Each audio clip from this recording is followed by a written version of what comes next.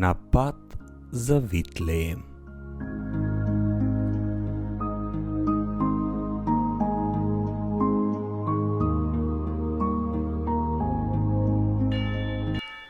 Наскоро ќе започнеме со планирањето за подготовките што треба да купиме за бадниковата вечера, како и за Божик. Ќе размислуваме што би можело да биде главното јадење, колку време е потребно за подготовка, за начинот на сервирање, се со цел да се собереме како семејство и да уживаме во заедништвото. Освен тоа, можеби ќе обрнеме внимание на некој ако има диететски потреби или можеби некој е вегетаријанец, друг можеби е диабетичар или пак некој предпочита само бело месо или така натаму. Списокот можеме да кажеме дека продолжува. Размислете.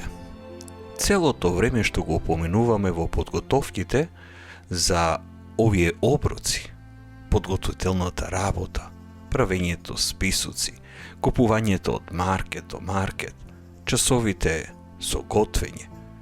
Замислете кога би потрошиле толку време правејќи список за нашите животи, подготвувајќи се за исповед.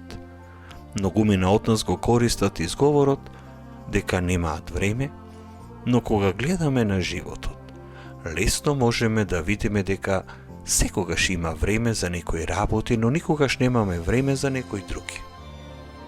Настрана од ова, не ги разгледуваме сите можности за испитување на нашата совест.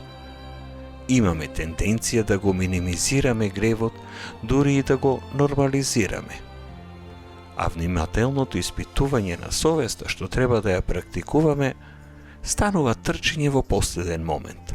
Па така, често се случува да одиме на исповед без да бидеме добро подготвени.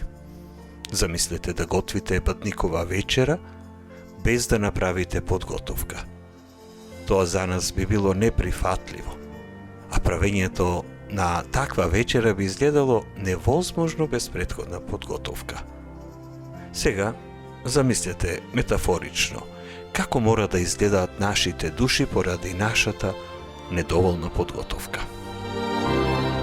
Кога се подготвуваме за исповед, има некои работи што треба да ги земеме во предвид. Ќе испитаме некои од овие работи во престојните размислувања за кога ќе пристапиме на светата тајна исповед, да го направиме тоа барем како треба. Ова исто така служи како добра вежба за оние кои често чувствуваат дека едноставно нема што да исповедаат. Мислам дека сум подобар од другите. Ова може да се смета за грев на гордост и е многу опасен грев.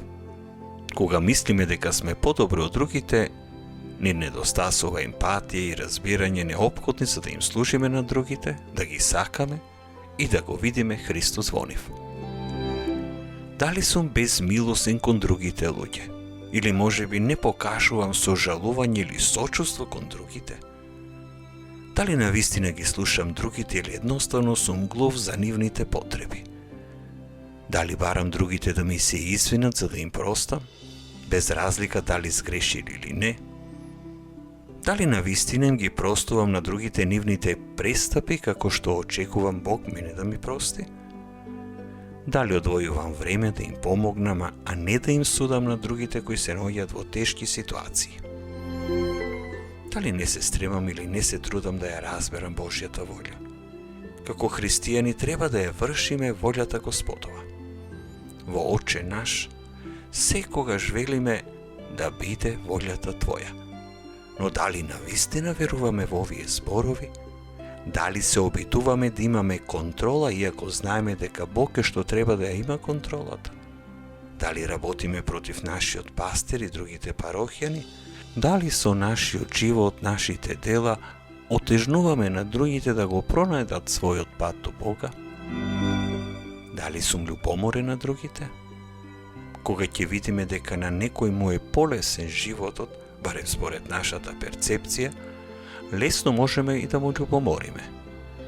После некое време, можеме да почнеме да ги потценуваме или да дозволиме омразата да прерасне во желба да им наштетиме. Важно е да се разбереме себе си, да го задржиме вистинскиот поглед на работите, ценејќи ги даровите што Бог ни ги дал, за да не дозволиме градотијата на љубомората да го диктира начинот на кој ќе се однесуваме или зборуваме за другите. Дали сум гневен, лут на луѓето? Христос проповеда Евангелие на љубовта, а не на гневот. Нашиот повик во животот е да се молиме, да ги разбираме луѓето, да им помагаме и да им простуваме. Носењето гнев во нашите срца само ја уништува нашата душа. Огнот на гневот тогаш никогаш не може да се угасни и почнува да се појавува во нашите односи со другите и во начинот на кој се справуваме со секојдневните ситуации. Гневот може да уништи врсти, пријателства и многу други аспекти од нашиот живот. Најважно од се, гневот може да ја наруши нашата врска со Бога. Размислете за овие 5 работи, помолете се за нив, а наредниот ден ќе продолжиме со размислување за уште неколку точки, испитувајќи ја нашата совест.